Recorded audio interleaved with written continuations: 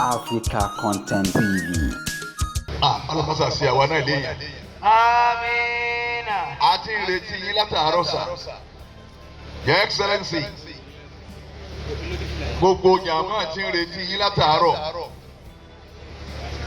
Your Excellency, a ti ń retí yín látàárọ̀ o.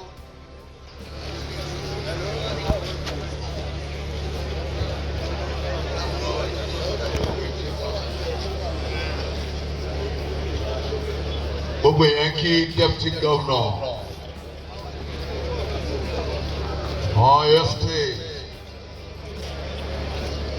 You are welcome, sir. Gbogbo àwọn àgbàlagbà wa ni wọ́n kì í bàbá wa general àwọn nìyí. Your Excellency, ẹ káàsán sà.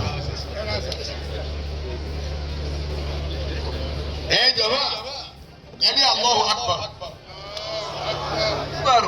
Allahu Akbar. Allahu Akbar. Ejukuna dasa. Your Excellency, ejukuna.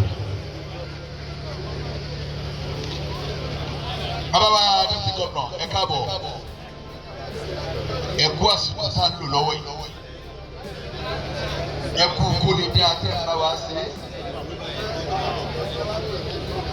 Ọlọ́run ti máa ń ṣẹ̀san.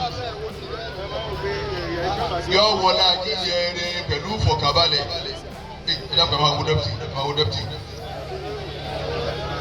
Ẹ jọ ẹ dákun ẹ jáde Deputy Governor ẹ dákun.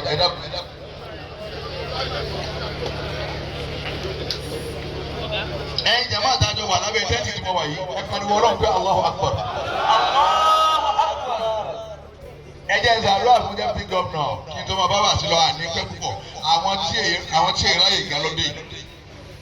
Àwọn Deputy Governor ọlọ́mọ wọ láyà tí ń jẹ wá tẹ̀ ń bá wa ká kúrò lára wa.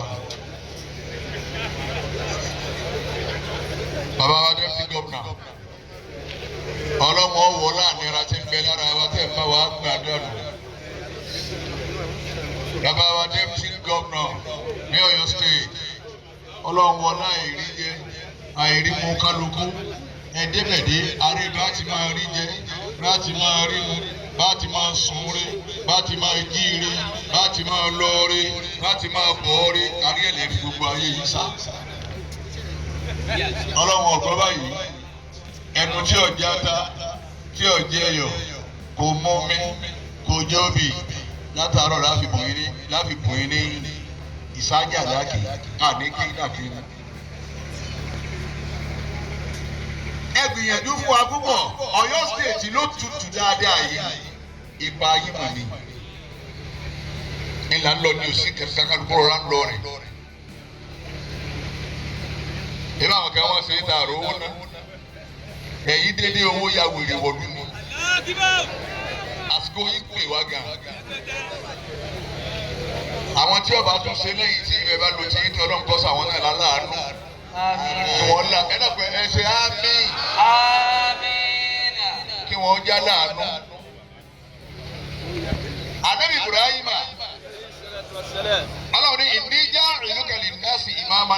Bàbá wa Deputy Governor ní Ọ̀yọ́ State wọn ò ṣàdédé